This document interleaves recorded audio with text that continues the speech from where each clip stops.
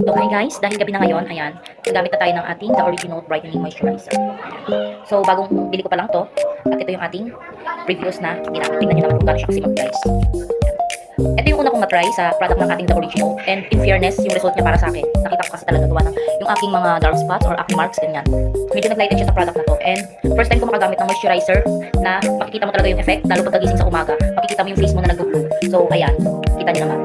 Nag-try lang ako, napa-order ulit tayo. Actually, matagal ko rin siyang magamit guys ha, one month na higit na din siguro. Everyday ko siya ginagamit, once a day lang. Kasi nga, medyo tinitipid natin. Alam niyo na, mag-vegetarian tayo.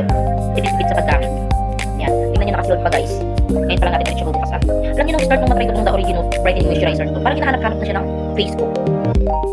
Nahanap-hanap na siya ng face ko, parang yung mukha ko hindi na sanay ng walang moisturizer na ganun. Alam mo, hindi ako nag-filter or nag-hihilamos ng ano. Okay na sa akin kung may moisturizer. Ayan, perfect. May kasama na siyang scoop para hindi natin tipong kakamayin na. Nakikita ko na yung ilosera sa inyo guys. So ito naman yung texture ng ating brightening moisturizer. Ayan. It's color white. Ayan, color white. Ayan ang ating brightening moisturizer. Mag-apply na tayo sa ating face. Ayan.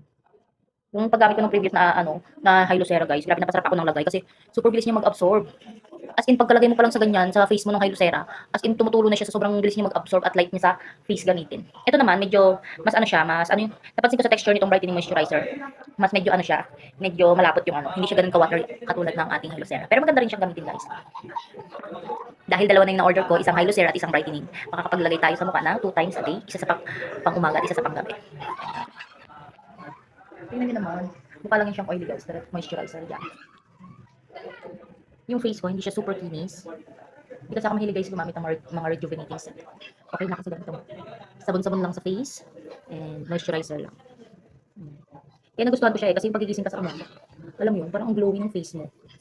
Okay, tama na yan. Masyadong tayo nakapasarap ng paglalagay. Nakakarami na yung ating paggamit, baka maubos natin agad. Vegetarian tayo ngayon guys. Hindi kasi talaga ako mahilig maglagay ng kung sa mukha. Tanging itong moisturizer lang itong nakapagtaan sa akin. Parang yung face ko, hindi sanay kapag wala tong The Original product na to. Tsaka, sa totoo lang, yung iba ginagamit nila is primer daw before mag-makeup. At pansin ko nga, maganda nga siya bago ka maglagay ng sunscreen. Papansin mo yung mukha mo talaga. Tsaka sa mga oily skin, I think maganda rin naman siyang gamitin. Wala kasi talaga akong idea sa ko. Gusto ko lang siyang gamitin. Kasi ito pala guys, si ating brightening moisturizer. May niacinamide na siya, tranexamic acid, at saka with fruit blend extract. Sa pagkakaalam ko guys, yung niacinamide at tranexamic acid is nakakatulong mag-lighten. Especially nung ating may mga dark spots, ayan, or acne marks. Kasi siya nakaka-help siya sa ating skin barrier na tinatawag. Lalo na kung may mga open pores kayo dyan, ayan, nakaka-help lang siya guys. Ayan tingnan nyo naman, kapag hindi ako lang sa product, talagang tinutubuan ako agad ng ayan, mga pimples.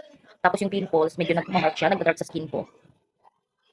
Kaya ito, balik ulit tayo sa The Original. Nag-try kasi ako ng ibang moisturizer. So ayun, hindi nahiyang ang person. Dito na tayo kay The Original.